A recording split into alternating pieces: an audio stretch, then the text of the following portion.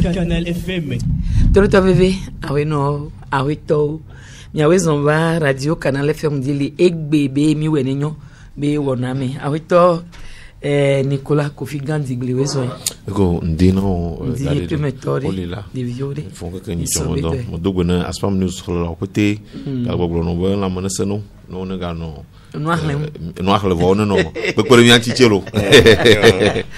Jo akpi Jérôme Soso wezo. Daga. Ahomia. Video. Ofokeke. Sobido. Nicolas so agbegbo ale mi achamile won. Dogbera Marcel Agbesinu no view. Ya janyo be nyimu ya no view. Dogbera ma possibilité que Nicolas on est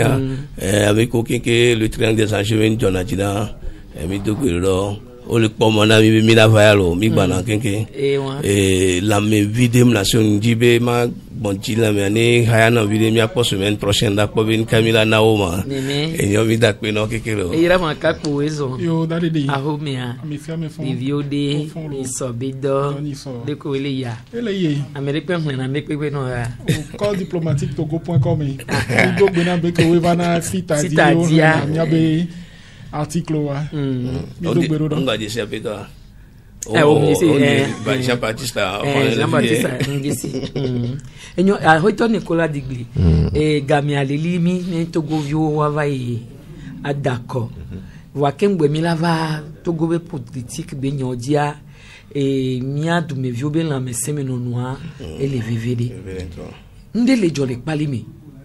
mi sonya don me na mo so mo se da se di gbogbodo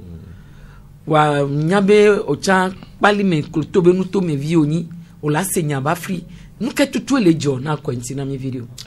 ni mo senya ma flo mo do fo no nyanto ye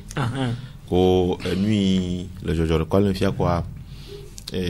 nyato anakoto bo kobe me ta no koto ba kwa nyi mo nyano koto ko ba kobe alo aha onu zizi e go yibele ko de vieux koto ganku ko vawo nu tramado de leti potua fe va me leti potua mo kwa be yo ne boga e nyai blomi la manye nuit fofo mo nyai kwa o gavi kotoku no e mi onto mi na porte-monnaie o gavi kotoku no kwa gana no dijirema ko ne galeji kwa na no zanga siagamo de asie le que million to million na timoni ne bo de chene ne ko on le kwa message là bas ko bega ko na ba hoga ko nyao de vio bo mi ma fo dodo ma nyata fa do azare pale am ntolo fin to novembre décembre ne do azare di joamo vo ko fifia azadudu ni mi a de to globe dudu ba tutugba e yo o du vozon a o je kuku de kuku e mo nyai gbo la manye de fou vo nyata fo nyala de fou nuit de fou ni ba de mi amanu kuku mo chere mi ma fo do no ma ha me ova paliama ova ikaka radio ko globe yo wona ma be kwa mose kwa mereka mo va de dokuma bere nuit a me oda aussi we le que mi to nglo ni chobo me va no plaka nuit anu nglo de nu kla de glitch be groupe ni yo valini obo valini choba yo mi klo nyama da pa le fie ni ku zero mo kaka o ya kwa so ne passé ko ya kwa amerika me de nu nyare ke mo kaka kwa de vio je kuku kaka o nyal pale am siala de fuda de e maglo no bele ko ne po no no wa ku le ko o le kuku po ça y est le kupoto quoi enyi nu baravonia c'est vrai de viewer le noir au dos pour le il y a c'est que voilà alors il y a le noir voir ne me ga ko ne me va no yire le ka mo butamala mo pa Victor Boto et vieux me le gardener ou le gamin non non de ça le top 3 au Victor na bien se bere fika opo gado nu ka ezane to akpona o do ha so so to na yina gbaji we no na club do me wona no aye ko mere de vieux la pomme au plein na kaka moro de miam no Victor Vinoro bien kaka ona o gache ona au plein nord de gamama on bio be fio ko gado ko amede ako ye vont de tontier et ya chlona no de o togbo ono da dogola va yi wa gbo afi wa 20 nu global le niveau de vieux no me bo ha khlopo no gagla ba ma sia nya ba galo si wa fi o po gadoa amerique mo nu e va le jojo afi nya va o nu ita eni ayare le fufu fiare bale mo vivre donc ne do ka me chabel e ne pa mo no gugwa mo cha mo ten pour parce et fi kuno c'est là la ko you know donc eni nu voit ne pa mo peut la pale me ne pa la fofon bon eli et ya voilà nous mo le jojo fofon bon eli parce que ne do kwa via zongo to do ko lo force wala que koklo chana bleku ne do le wa do ko lo force to ko oh mo lo ko mo la aussi o so do la me ole me nye zogo me nya glo me no de pali so do le love le ko fiko nya ta ne do kwa via ne be zongo ko mo bo yo me le zongo yo za do ko mo daga zongo ko la me ofo ko fo le pali ma nyi nuli fo kapi de vieux ya tia me nya wa la khadire no mata nuye nyemo nuye hami do fo no nu mi po de pali ma malo if you be de via me we aton we wo no abenyon de klo nyonu ayare me ka be nyi o nuye le no tire e po na me ova ne na nyondo le yona ba kafla nya toro ko dena mi nyondo bo khona majuro ibe ha majura va ko ya ho gbe ya tonu kwa yo no nti kwa ye wo yo trust ou démarcheuse à l'autre démarcheur no yo bon ne mo nyonu vo nyimo nyano kaka fisia wate o nyanyo no afia wate li akwasi ko doji alo ho de nya sevo e ga on to nya pale me de fuma gana mo li pete ta mo yo eche do gboda vo no bono kunya ma go nto c'est simple radio yo ho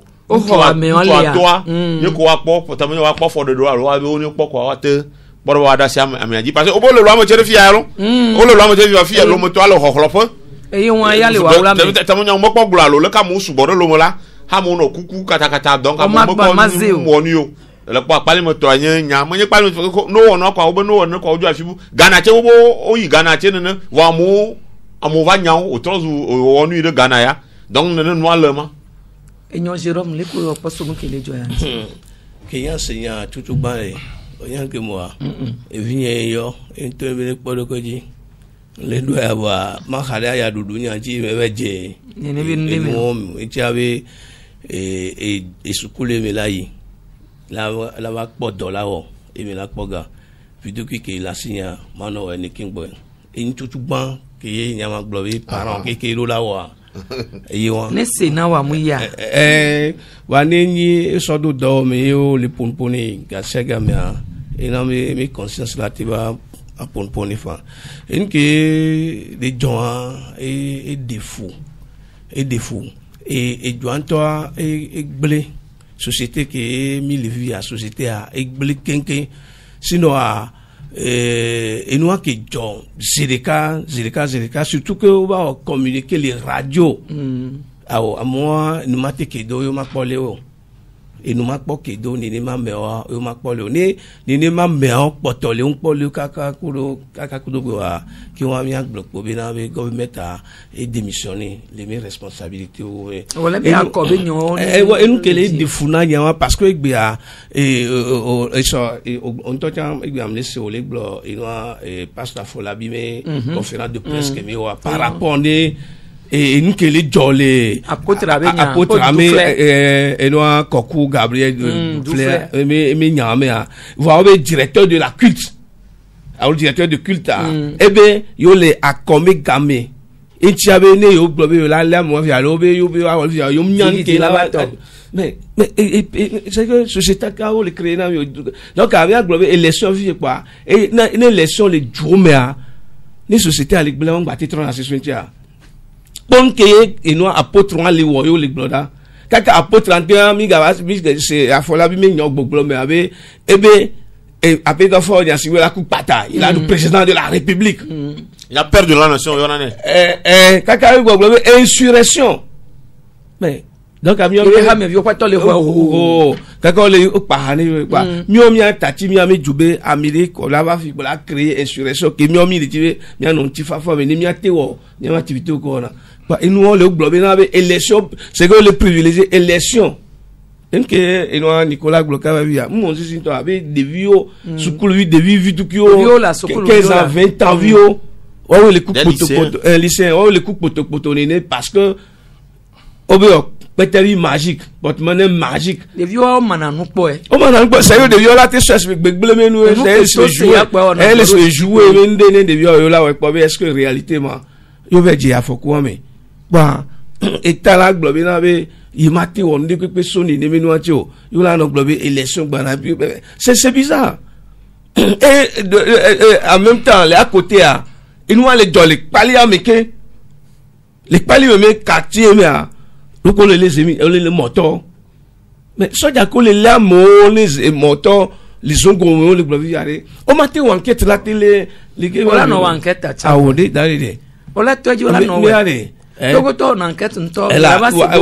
wa oli ko binari ni politique menya yo glovi binabe ameke wonua be a o le jero ne do gbon bere ame ale wonua teji ya mu yo la zon ye o la ve le ame an bo da fi le o la le ju ame ale politique menya ba me wonua kakan la ke o le na me alo o je si ameke o ye fi americain je si ame o le ko mate globe je si ame mi ame service de renseignement mi so gbe Togo me service de renseignement attention radio ko ve donc communiquer la funu ko funu me o mate radio chan lo la te ho ne ba me non mais je comprends pas et gars on le dit nénia et de fois né société quand mille bâtiro et en plus ça compte que on le jora et gbemea on t'a au gloniado so casse un ami egbe ku so vaye donc on le jora de vieux le school pas mais de vieux balik dans school menyon donc nous don soumenya dépravation totale de mœurs si tu as nous vers fois te pele kolai mo de funa wa ne fois si suboa homo ahoga be bodo ne fois si suboa la homo agba ho million bodo nti ele normal de vieux homme le nyabe yo me organe won so le won yo on nyabe nke o le dele nti wa ame o so le won do mais société quand les ces sociétés quand les blé dans société quand fabriquer dépravation des mœurs et nous pas ta blé quoi mana zikpeji ai peyinya et des fois et de fun toi et de fun nene nia be asipe ko le plan mu yan wala gba no jore wode de no ma enu ile yima enu egale enyen fere no Togo amido nyeto mi na ba organe de régulation presque yo dasika me publicité ko nous ko won hak me de ne da amama tu un po fia wa hak na fudu ya tu obo ya le ka wo hak ya wo le ka obo no presse yo ngla ba pour le ka ta o convoquer journaliste e ya wo wo kaka fia gbe to ko le ba radio hame et de fou quoi mais haka nka mi le o sunjo et de fou enyo yeram dale de enonto de fouye okwa enu kewe le joya et le démontrer et nous à quel point Togoto les doya puisque ne siebe oso aijukeme ayadudulea nous kewe olano kwa we olakpo tamnyo a devi kewe vele onua peut-être olakpo à quel point abe parents les doya lo nous de ke voamui ye gomeni be elana enu amonu popo be wa ve no wo nene benu wa enu fofoni adiglike le glonyare sambe elani eni parents be foti ebe devio ngaba homi m'le d'accord eni parents be fotele afire voaga ke me devio ngaba a home a grand a enu ogle vo ne parents banya enya grand mecha enu gande pe magbatemjo sokudo enu a communiquer ke o le gnombo ve wole radio kudo nu ntia enu amuni enu yeye benyore même kakale lo mefia olapo egbele radio gbogbo odia o hona marabu ovana radio di ova ona wabe annonce ogbona be yo le porte-monnaie magique le kaka lo mefia seulement enu me kokode pem na nyina public abe ne si bebe oyiwo ne benua ekwe da pledo alo enu ade ke dagle lenti o enu po beni ole wole yipo wa olapo be kaka de réseaux sociaux di ntocha wa we nyinu kewe bowa olapo amo na annonce kaka la na wa ba adresse o enu plus 229 à mon na Togo fi e voisine adresse mo yo me kaka koroda home kaka ba koroda home kwa enu keke me le démontrer enu à quel point aya dudwa ele senule miabe juame kwa elanyombe enu miabe jugbonu glowa waja agba wa do se ni amewon gba no ho ni ba mo le mi abe mo di over ne si emi gbon mo dede chan mu suore parce que réseaux sociaux di chan o le ne o gbagbe mo di tono chan amo le réseaux sociaux odo de machoro chan ko ina mo gbogbo ne na gbe susu me na o le gba suwe ne nyon no si gbe ne ne mpara be enu wa mi chan mi abe do benyi be mi no ponpo na jukwa mi no sensibiliser amo sokudo enu a conséquence que le tole ne be no amena ejumeviwa enyo akpe Nicolas Digli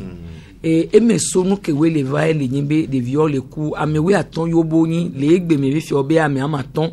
we kuvo wa yiwan fifi a mi se chambe pastor ebe dogbira kudo sukuru yi pote ole epuaji wa me ko no me no ame nko kele si o so me kele de vi won si o ni ame ko kware okupwa evoa lo eme sonu bula gbate ma va ame ko kwata dugale wa si mi odia mi je kunya ma vonu ye ko le fofon reva enu fo mo mo de vi okuvo ma parce que elle c'est coup jojo de vieux coup non et agbeto mo coup jojo a ngbogoro lu amoro ne gbedegbe pa le Christo nya glo yo oba wate di devi mo ne gbedegbe pa na ba jogo ku patane ne kwazo gbe pola yi donc on nous ndo na ne et ta mo siam le doku bia be fiabe de nous kawate gava von de kali o pastor do gbodaro do ota devi he glonya tutugban hafi nu tentia fi profession le fada boy afi vo glonya vo eku les vieux blogna ne fa d'avoir un coup for nu ele na amolo bo ya tom c'est que nombre le na ou ne te fan et on met sous pas vous voyez c'est podito il to dia ou ne te fan fifi anu ele na ni ba de mi nu kuku ma nu mi se ni ba de vieux o to nya ba yo wonu ala amoro oto to amasa ba je bon na fo na nyiba ho joko afolanya donc amero na igbedora pala o lo gbedora pa yi amero na je nubla la o je nubla o benene nu ala fiama parce que ça mais le toro do kwentine kwa ngba ba so yi de via o fonu fo parce que tan do glo do ku ba mo wa glo nya na ma de ko be no gbon po ku donc wa donc ho ni ba ku na ba je nya ma yo che po ba ku nya je nya ma de via fonu fonu to fi amona to la ma kare je de nya ma nu ku ma mo je gbenya te nya me nya blo mo je wa ten patan amero na yi hallelujah o hallelujah mo di ava ko ho gadu ya voare nyai nyu ye le nyantie o gbe zan gbongbon vo be ga po agbongbon vo anya amena no nyiko na jejo sigwele ke avofu na ba oni se le ka tiketi na do ko kuma ni na ma lo boy e vola e vo e pa nu e ko de furo nya ma ma wona va ma sha nure o mo mi anovio mi avio onu trota mo bo onu nya bo e do yo ona afi pona ga o mo no na nyiko abe gavatu ya vloto ameliolo na woni nya ne kwa tani de nu ke jo de fun le nyanti e ficha mnyo ni enu parent we vele woni ne benu abe yo ahoga yo asopo de video e o school via nu ke o da so ga gbogbo won so kaka o la ba no yi enu mo gbo be aba no yi marabo gbo be no oga ti gana yo nu ka o da so ga so je no sore odi fo e moto ne o la para be tamnyo a meke eva le plot de video ba le yi nu gbe tamnyo a e o lavage de cerveau de na de video yo no intéressé alo mgbon nu ke gbe be ni o le yin to tutu ana o de video mnya be e ga home won we da no vana yo parce de bi ke le obo gbonya si anya no kaka je condition dia o accepter o lo la kaka ameria trop glone ameria la kudu e be pepe no wa fani be yanyi kukula la ito na ko so le na o le pe même to no bo ma du asevi o ma du ehan o ma du han o ma du asevi e ga tan bi de kamati gome no pa jour nene ko pa ne timo ni 500,000 va rola segbe wan be Zerika ma chain la ke o ne devire ke le do 15 ans lo 18 ans et 500,000 levane par jour en be da so on que tu vois na complement e gamate mo be o da no ple mo ku hunto e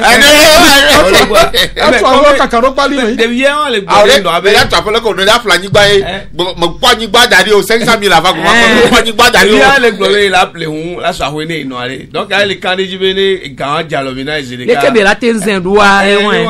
même to ya ni so gan ni la ti sono dare anigba to agbo alo sono da mo to agbo ko be onu la saga ki gbe nla kia enu o keke a mi ro la no ponpo ni mi envio mi ro enu de chan le yan pona be mi ro atati apanye eno vivivo ke woni be de vio matengo gomila de wa be di million na mi alo de vio la gogo mi akasi no aso de vio ko comme ça ni eyan o tongbe ejoa et la té la vie de la le senta me kakare o la ble roncho la so on de pe ne be awa le pour la fête amener là et le casse de nam so de capere depuis ñon wi ci be 8 ans 10 ans ñon wi et to la o mi pa do agboji pa ile do ali do wa ka ke to ali do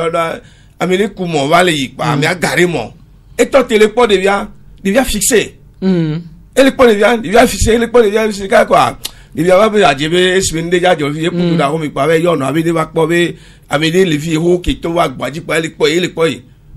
ka ke e para to wa gbaji se ka ke o kere amene fo ejo o le pa ne ne sibere de ya ku do no facilité on de domino wa o se la ti wa yo e no o e mo ya tovo e nyan wa ke mi le gbon tovo ni facilité ba ni enu Jérôme Monia le me vire fo e ko nu le nwanti ne pali me nu ale jojoro bon ne o la ti jo lo me ake jo la egbegbo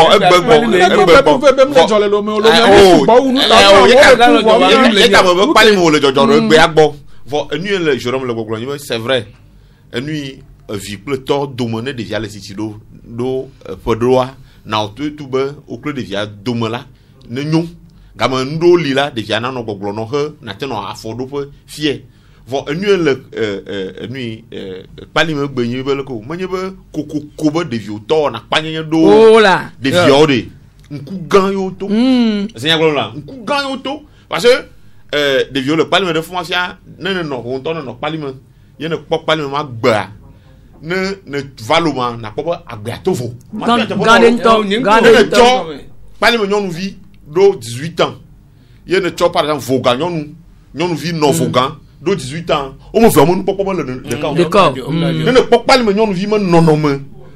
enu owo me nu foa etovo ne voga nyonu vi ko no voga kaka do 18 ans bien sûr na papa egbento che ne po université ye ne pali me nyonu vi o ho bac de lycée de Podi on y parle Isuku Hobak de l'université nous va l'université elles s'en sortent mieux parce que nous kata à un moment que nous pas au pont ça dit il faut le aussi au pont nous te faut nous se boire non vie au do mo fo mo kopo nyai blom le nyai blom le c'est nyai blom le des violi na pas de viol 6e 5e même le menti gbleo oh là nya to ya mo pali me ndi na fo dan tu ba isuku bien sûr bon manye ko ni ba hey mama mele nunya suku alo da gbe suku awo la no pa de vimo va yo o Hobak va université gama mo la gbogbo yo jonu video be o fia papa yo la ya du ko moi de vimo to nu mo po mama nya ba am yo po nu te po na po mo zozo o mo nono ma e to na fo e pe na ron to de na zo donc c'est pour dire que de vimo mo nono me la de vieux que va le gamanoa gbegble wo gankuoto yo ko be he ma wo ko et puis na po parce que ne parlement décembre am nya parlement no décembre gbogbo re ko na po nya te ko mo fan ndo de violon ko to mo no ya wasi zo je ba se nyon wa be binu nya so a mi ga mi le docteur ga e onya na ke be le na friends o ba ti nya donc ce qui veut dire que nya nu mo po ni be joro mo nya le mo da fi re voir e ya de vioa d'accord d'ailleurs on le quoi et nous que mi le blanc et beaucoup de temps sur la éducation bolo dès que mi plana mi violo tiens on a bon c'est vrai mi le fumer une responsabilité parce que mi le globe et nous les voir mi a une raison fondamentale na yo ni be de ka ko le sukulu bandi le sukulu a on a une responsabilité pour venir pas nous de vidéo dona the school yolo ga mo to yo no na kakibe ola no yo ge ola no yo nle pepe ono no le ho me kudo etito be video wa o dina la no agbe asi ame won le ni oya na nde ko ati ajiji na o so to na nde mo tu na fi de ke mi yo na mi ko do ma le nyama nyero ni nyonu afia ma to la ni shisha enu ati ajiji yo to le fe parce que enu on le po ya enu na itone be début wulio non akasi meme fi no va déjà 18h30 o la pon ko jona le akasi no gbon be wa do so bien culturel e na be sukulu mi na pole ke de vieux to na no si portable de vieux on a concours de et no tenue sexy afɔkpa ntɔ tsɔn ne bɛ kɔn kuba mɛ kɛlɛ do afɔkpa kɛlɛ xɔti sɔwatɔ bɛ hun n'ole kui rɔfule protestant bɛ gbagba mɛ funua. année passée suku de mayɔ suku amu kɔ directeur bidi mianu directeur wa edo de sukua mianu de vieux wa on tɔ kɔ groupe o me tɔn yo tɔ va o climatiser o me xɔ me suku xɔ me lo o climatiser suku xɔ me bien que c'est-à-dire directeur la maga nya wa blo ah yo kwanta so groupe la jami de ni un problème d'éducation la ho me voir on la pas be garder me ware pardon on a éducation que we dia de vieux voir no to yo vers do school ho me ha mais société oui c'est vrai société on la pas be on la pas be de vidéo à la ho me no va gbon be parents be o on ya de ka parents la ten gbon be e da ti mais mu e be vie on la pas même les noa et lycée de Toko un bezo no mais on la pas school vie auto na be no chukuchu pa me wa no chukuchu e wa nyenka no di be gba les parents be no me we go ame ojo la ho me parents gba nyanke le jole parents ojo la ho gba nyanke le jole en gbodo me eni no no atire ne le nfofo na vio de no mo no na ko menye wo pete yi na fumo amodo o yi na wa no gboro ni be on ne va yo no va no chukuchu enyale ke ito play no fun na be medaille se nya gboro le wa enyabe le ke ito play no le medaille anu par exemple ntu de play sur oli de via le collège protestant ba le podo nya ejo de semaine que je me nyam de via toi de via le kata toi pona via il vient on via en no bo ye ko ga se na de via pole ke de via le titier ta o le gbogbo na ntu onyo ne po ye no abo bende kama fo nka ntu awo be odu na ndu du fiancé de vieux peut do la no nyu adu ndu ntu agboto dom yo va o le no abia be vieux bobo tension culturelle do wa gbova ntu ajo le tun ko vieux mo le vieux bon yo bo ye nto ya yi ya ba akpolo wa ga mo do tout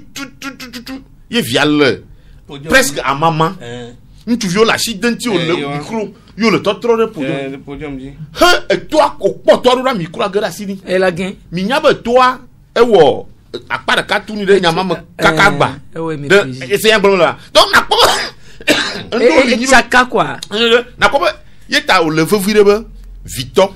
ple vino o mo gbe do la no du de vieux poponti parce que na ko e mafia déséquilibre he Victoire no gogoro he nu po ne de vinoa eta so e to daro ji ya mo ka be de via no no c'est vrai nyato enya de kalelo enya kenji be magbon so daro Nicolas to ajiare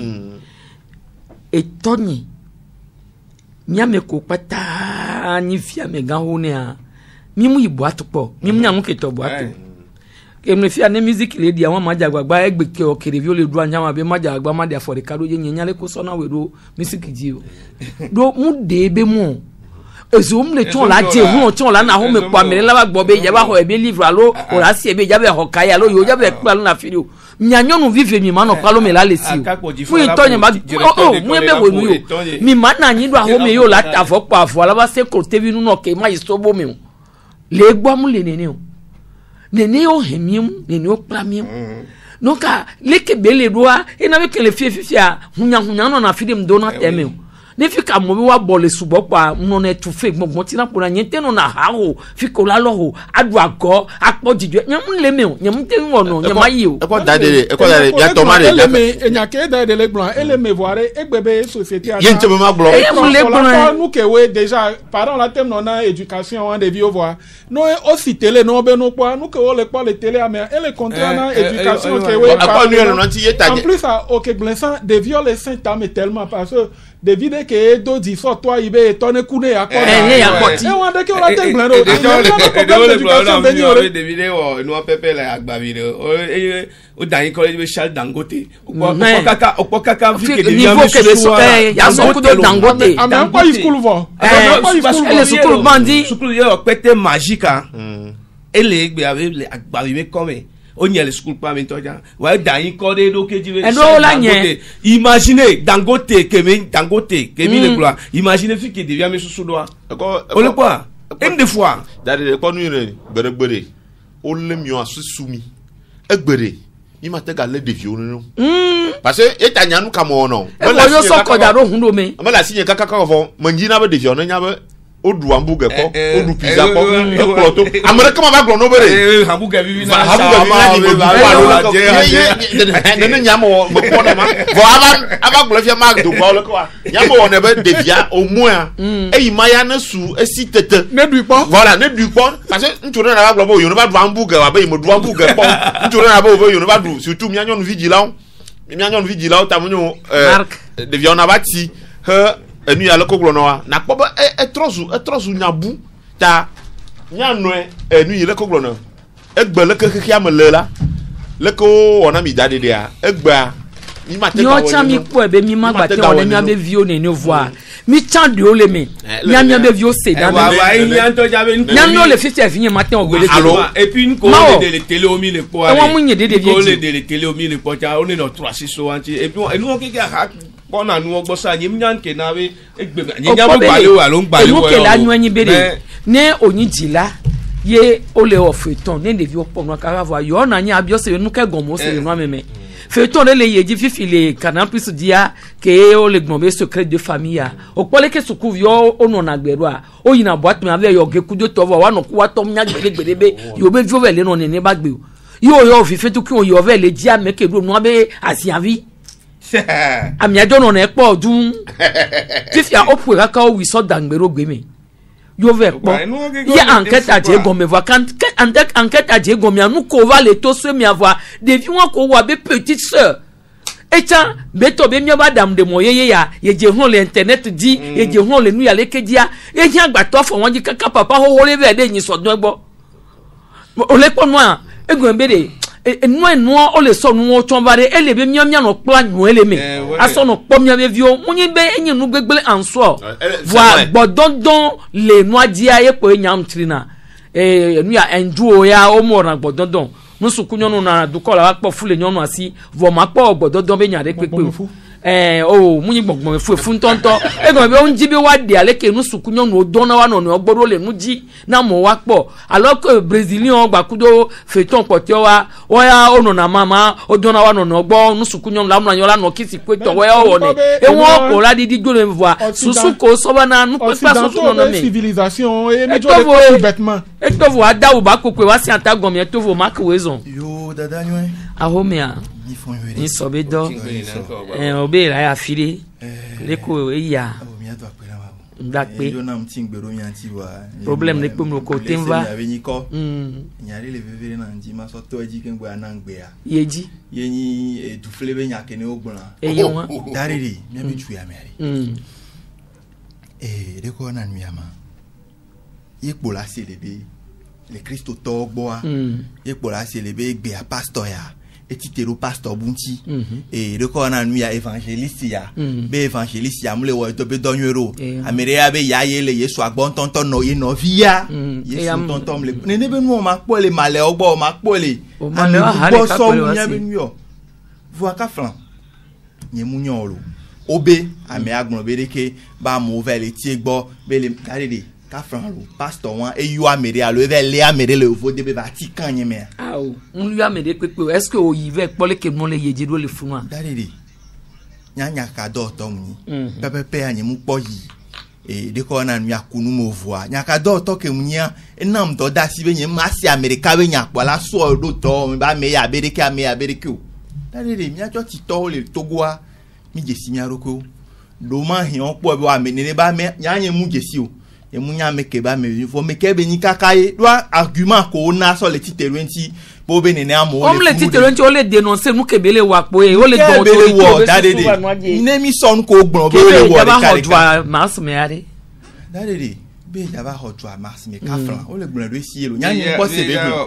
ni mu po se be bo be ja e don ro da ba ba be ya u don mu ni lawyer ton de no un je se me on ko nya mu kele jo wa nya wa o matem le a o dade ja ke mu le gbon yin be na re o be yemi lesi a o ameke de nya do be o be wa enquête o ya enquête le dade soja be ni ma soja le ju ya me dade nene ba enquête ta re wa wo ni awo dade on gbada ni ba ki aro soja so ni mu lo ajo e to he nya ma senyare on gbada ki wan ro soja si be na soja be election o ja o kin gbo enu tutu gba ma ye yin ma YouTube yi ye mo ngolo ma nko eye won ne se plus d'une heure Nous vidéo combattons, ame yo hele gbɔ o na mo numéro tse me yo amomo ve o be yo ma te phone am de téléphone gbɔ lo e yo e ko ba enu le nanti nyea enye mawu mamo menye mawu mamo ne le ke no ale yo nyi be me di be ma nya gɔme ni kwa me di na gɔme ni e yo ha me je no di me je no ma kpɔ le ke no le etsoa ntuam nyadvenya nyanye me be amare titre de ntia be me titre de ntiolo ntua du fla me no agbenyu de ko me no na agbenyu de ko nyonu nya e wone le ko able mo onu e wone pastor quel tu as mes filles moi na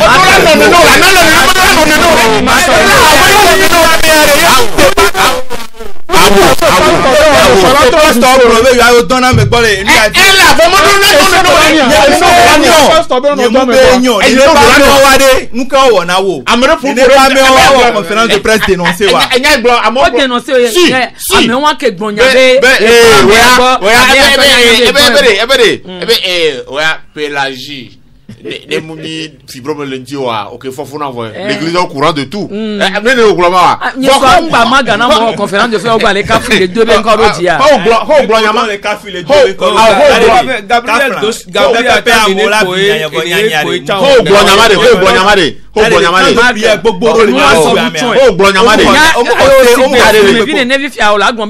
quand de prière au subo tamu e kele joya bugba le jola fire yin tabe mi autorité o ne kunu melo nu ko ya gbon le wa dade de nyam o ma ta no le da jera kole amodara odo kafono odo gafono be adahwa dota o le ni ne be mo le dogo eni gbon nyamale ni gbon nyamale enye nyamale wo be me nyaji o enye ke enye no le ko to nyam yo nu ko me se ko no ale ko nyem tof nyem ko nyem da gblo eni no antire ntu anya nyem do susu bara de kerenti fo ne kwa le camion amesiam ça dit ameli ko amere comme gloma nyanyu po gbero amesiam ke nya ko be le amosa da ko ka metare kana mo 5000 o salam vina mo be o be play awe la Ople, avec ko be play awe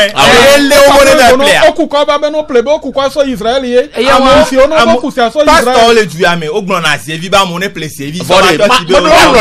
bele ete de yes di o togbe dangbe so du ku video me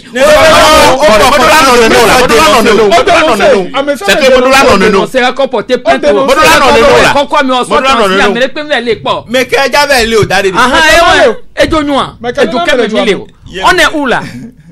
nya yeji Jérôme mi dans des sujets on nous enlever tout maintenant mi subola ho me dans ni ma blame parce que nous que mi les trouver les dons les nya mais dans des sujets a ho me to seigneur a ho me to seigneur Olivier Bona ne we ja no do Olivier la nya chan wu gan e on ga nu ko le kumya du me bio chan nya gbo nya wa ke mi le gloro fifi won vale ya Olivier to ko le gloro Olivier a dans iroda dans des gbogbo le na le on va pas le mi de plainte à Joma ni a ti bo ba o me mais avec apo mais encore pour de plainte là mais nyam ni plainte le gbo ne iko e no ni sojo gbo sojo e ho plainte à David o do sun ti nyam e bi no i sojo gbo be retire plainte à wala tena tutu gbare ameke ntie Olivier va le wa fun adoa ameke ti ape no Olivier va le wa fu do be ameke tabele plia ameke tabele plia si apito fab via apito fab peut-être que mais e ve o pré-campagne la file gbo ba Rome et les salons il faut les climatiseurs peut-être à dollar ou là do no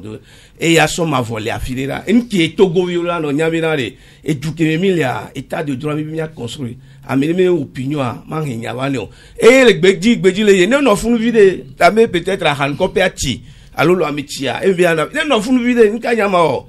nyama te soja le gbo ya tu ma te soja ke ho o ma so nya soja ke gbo niveau ki no e ga nyama no gbo nyaro ne no funu vide negative funu ti wa ma trop ba vi affaire à poursuivre Marc ni le o jajira do kudu akoda da be ona on ti zande e fia ola hun ha o be dutopo be no medede onu va no kemi kpona eji le miambe do amenyi be na mo ya ave de mene du comme viwa amesusun ameno bi dadara nyigba ewo sigbe du me vi ne gba nya kakanda oto le ko pobe olatemwo campagne do akpe na nyawa dalide nyanya wa si so kemi to election be nya dia mi le se nya sugbo egbe apero campagne be nya ka mo gbon na le meeting tia WhatsApp pour réseaux sociaux valé na bena enya gbegbele ke amo surtout quand flannon sort opposition to de lo anon no domea na gbegble ka mo le gbon so anon no tia o la ben o ame yo wade o le vlin et o aton le 10 suffrage yelo anon vi gble po va wa ni la nyoa amele mu dina ko dagbe alo élection campagne wo gbe agbon nyanan jumevio la so gble ba me ya la ten wonwere ame ya mu wono alo ya ye po la wonwero voa do chanya ke la siwa do egbe anya le no te pop pe na mu po et circuler les réseaux sociaux dit et de ko na nu ya agbe o me pojuro be initiative avec projet de société wolu y a Américain qui pour le moment est en conférence de presse officiellement ton ami be programme de société ami poteo ami ba le noter nya bon po campagne ami poteo to chan la fa voir programme de société a mandrin won wa ye die mi la pomposo ya domaine ya me ya reke pobo ya reke ya ne ne be mo wa mi di mi a se voir na mo la tro campagne to chan la to no zun ye feve to ame ko ngban na bo l'opposition me ni amere lo la genko a ye ni fort kudo unir to voir radio po be wan to de le anon no domaine ka flan no bio e fabre be amewe fi ame tutu gban ke ne o pan ko a ye nya agboyo me be ha o chan ame tutu gban ke nya me o pan ko a ye ni fabre kudo e to pa ni ne be no ya da nku le po e mu le gbon o mu le gbon ni no vo nku mi le po ye mi le gbon be les réseaux sociaux di le WhatsApp a me la o la sun me ya de ka me ya chan la nglo la sun me on to la pan ko me le pan ko ni ne ba me o msiando funwa enyo eyiram dare de enua nyanwere osova edi are o la pone fi ebe ohun campagne le mi abe jumereke ya mi abe enua opposition be parti on to surtout nyim dévoiler na wa be programme de société de pe gbere o nke o la va se gare me wa ponyi be ne yo dévoiler yo be programme de société a parti au pouvoir to la va fin comme si programme de société a objet de béni au sodo a o me o ton pas doué alors ne si be mi le di be mi a voter na mi a no fi am ju me vi o be nyo na mi ta voter na mi a wa to man de sous o an ko mo wa le ko d'accord na mi are bazon on dit mi la fitele la so d'accord na mi ma d'accord na mi parce mi aku mi so jure kame allo enu mi fofo nyere be no vi oni a mi ma d'accord ne ore mi so mi abe programme de société a mi voir edi anu ke wo la po le terrain di epo ni enu no vinye ya e odoko ame opo enu ya reke nkume be ni a ore ele sigbebe enu mi abe adversaire tutugban we gbatro ni mi atoke wele opposition amene enu meke wele opposition me kudo mi anene comme si pouvoir aya elebe place vo mi d'avait dit meilleur deuxième nene quoi nene bende zenewa ne mi dai campagne mi ponu ponami ne mi vare enu ya kudo nu ya reke mi dao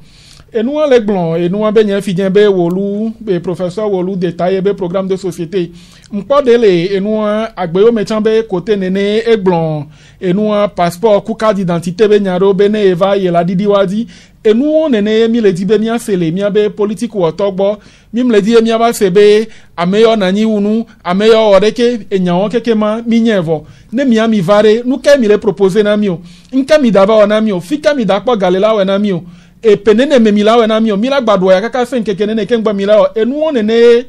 mi abe politique wo to la proposer na mi enyo Nicolas Digli oh enu accord nyamo globe mi do accord bo parce que le polo que nous décider le vous nyamo mi do mo nene ameyo he be yo na du yo na kpolodwa tutugban odula no modem evelia susu kai le wasi be yo na chokpolodwa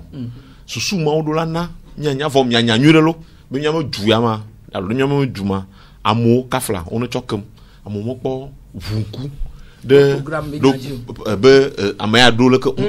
amo vunku de ameyira tori yo vinya me vie mama nya me vie mi jote for ta elle ne gbo nya mi nye to se do e ta am to gbon ba me no vi me fi agbo gbo ade ti o ye ji mi le kaka fisia donc ne na po no ameodo la nami o mo susuo le ke yo bo ni tro ameyoro mo wa nyuro de mi be mi we le ke de le ke mi le ke ne no do la we ne no do la no normalement von nu ye le no anti egbanyi be ho nyibe de Togo alors mieux le Togo mi polo ko plodwa li fo le ko wo etala na ko na mesia me yila ame anona me enu le ko glono ame no na me gejiji alo ara me eno na eno na adeji voilà a wo be ne ida funufula ya cho blame ya lo ya blame ya o lekeleke vo enu le no anti he de na funu nya nyi beleke gasia gamokumya bobo o chona du kwasi gbe nla wo ne ni stokem ame le myam nkose yenyi beleke ne akoyo le dada ko ye ne kpɔ ame yo la kɔ dana kaka fifia na kɔ be enu du ko le nyama maglo ma tɔ do na mi nya ne ma tɔ no na mi se ka ne mi tɔ unir tɔ na kɔ be egbea fi mi le gba ona table ban fi ona ka enu le fi unir tɔ nya tɔ na kɔ gbana ye fo ya tɔ mo nu mo fo ya tɔ mo nu mo Ikoto 2 jours e ma e vena nya parce na kɔ be ele se ba mi o wa te we vɔ o gbɛ bo ma wɔ on concours exemple là o gbɛ bo ma wɔ he o nyi be akɔmɔ nudu fia quoi o de du fou clic chef de l'état benu le donc nous mon normalement wa te we fa na kɔ be he na mi le nu ya gbɔ fia o de nous mo cheni ha mi no cheni bulldozer o le modo di vɔ ko de on o ku ko dari vɔ na kɔ be nous mo na no fuma fia kaka o da kɔ vɔ ko na tigleje ma gbɛ no kati ngochemo nu kati ne le palme ngochemo nu katia téléphone sans jesi he nyai glombe le mieux minya nuita ne mi mo mafia o va pe vile chan va o ga gble fia gble susu kaya minya nu ejoa o ku kokore moji législative ga ko li glebe o mo gba kore moji o mo gba ko kakade na mo da ba ja si o je monti konti to parce que ko ga trozo to de moji donc dit voici mon to du vo kati to wa globe no o mo ba mo ma jiwa no mo pa mo jiwa yo ma d'accord alo ma da amerika ma va yo mo duma va o campagne nya te nya to nya nu ba jo le local gamin yo va gba ko ma de mo ji choyi il a fi o ça kati akoko ça o cho ngo chemo nu choyi ngo tia mo ma ça fait 52 km mo wonde ke kaka bo ma te dio même à mon grand de mon madame goudron le moment dit j'ai ton va y va comme bon regarde un moment que katito globe et nous y a on va ba moment on va ba corps mon dit local madame ka fi moi le wodo de ka o gala gbegble fiama na ko ba ele se benya o le du ko ma mo po se nla onyo ne mi gbenya ko dans le kaka mi gbenya ko akloko vere no kwa wa po jijo gama kaka akloko vere na akloko ko ga fa ton mo gbe du me vion to tande no ke mi le yobe projet ma nyama le no enu mi le no tire dawre mau man kekere nyama mau wone ba mai na kaka ina no mau man kekere na ya siro mere amono chokem na ino ma siro mere kapra mi ate do kokore unir ma uhi odo ko va siama esenya gbon le ma ke mi da so church lo esenya gbon le ma so ina chen na ko ba o obe amioti fu damion kaka ne vitiku o pote la o je nu ovo eye na ye ta nyemlo gbogbo ye ta gbogbo le ya no ya video be over pompo yo brompo wa be projet de société a ora no se ora no gbon epo efo a abuade trikuade enu o ko ma mo enu o ko ma mo fode mo do la no nenu me view wa la se mu ke yin projet de société ke na me ava no ke be la wa we ro la se egbon me ye na me o chon le gbe na we o la nya no ko le no bono se nyama gomere no mo se ngomere no mo nya o gbe amu ma te ga voter ne uniro parce que 5 ans au gros tramway de projet de société 2005 mimo quoi 2000 j'ai ton petit projet projet de société j'ai ton ore akadio notre akadio da gava fia ni mi nyane se mo ye ta nyama le goglo egbela enui togo togo on ne tonko no do kube mi tro nunya ne togo tonto yo do kube mi tro nunya quoi wa tro nunya lo daga yo voy a un débat pathétique nyang pona binari togolais ovale oli trop pathétique en kanam de blono obe avec va à Spedi 2005 mais ka franc ils ont togo yo me hume et Nations Unies et au rapport et bien 500 écoutes et Ligue togolaise des droits de l'homme et en rapport avec pratiquement 1000 échos. On a plus de 16 000 exilés avec au beaucoup de les gars au Soudan. Ne suivre Nicolas Via. Nenema meko vazi kwa 2005 au kontolero. Wow, me clanqué au 38 ans kudo inu kodwa. Wa legbe moa nenema mewa e so alabe inwa jojo kule bekputa. Ni so alabe e sinandale kuduti okule mango. Sukulu yoro. Ni so de alabe inwa leko gbonama bedevire ekule agoya alo de tikope. Ah mais moko wiye. Pour les blancs, maintenant on a eu bon, et quoi, ni ne me ameko ko doale plodua, o le domi ado, ina no va so kukulika, aulika sona mi le campagne me gamea, mi kona dijon, ni ne ma mewa, o le corruption, wanto le globe minorité vitu kuidewe. Oh, la surfacturation de l'administration, ni ne m'a mewa et les campagnes, à le pré-campagne, mais gamia, mi les postes au catapila, auto, à n'échouer moi, projet,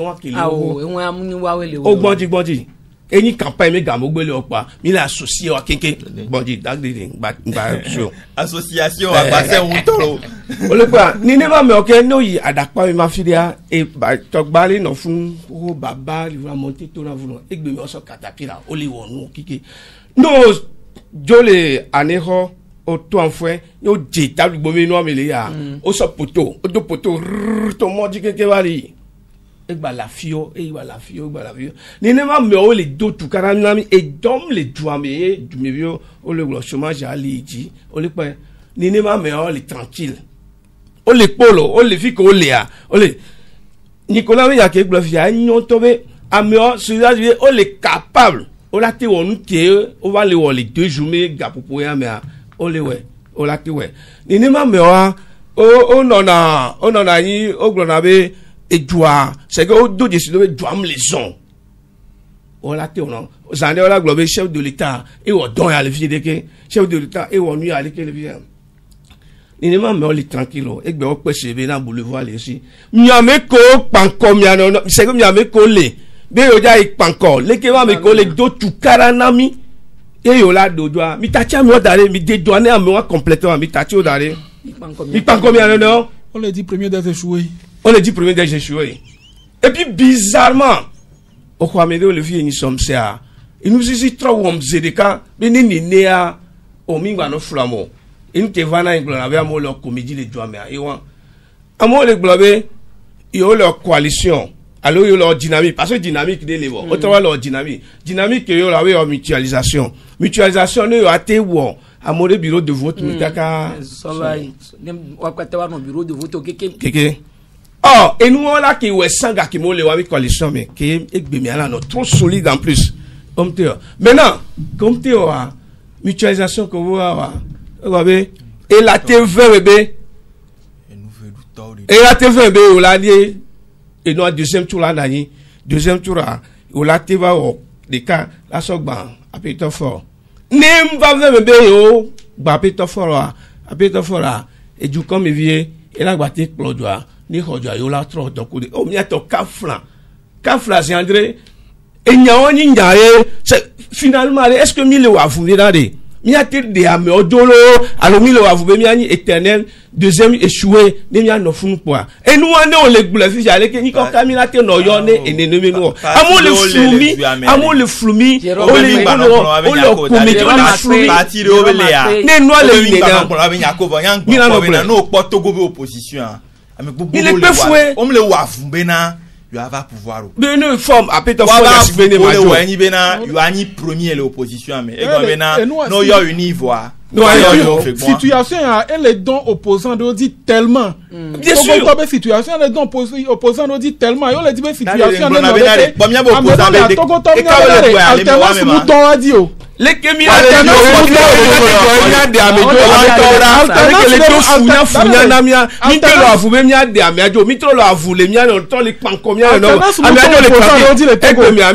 fichier électoral les corrompus mais consensuel là il n'est pas et nous que processus à quel niveau est-ce que nous battons ce processus dans lequel ligue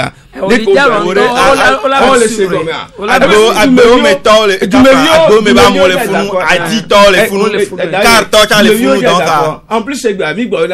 et du mieux par rapport à nous a du mieux bodo subo les caméras mobilier et nya que vérifier imbe du comme yo no diwa be akoda homa yo da lodine gamia soa avec les encourager du mieux vivre la télé les pon comme les wo nko le wo les glo le nko le joy du mieux dum se am le dum se la bientôt ka flâner d'accord là la vidéo mais pas les wadomo en tout cas le lever avec moi avec toi ita pena mi be mi no ku domi le gbebe mi we ne nyo be wona mi amele amole me amole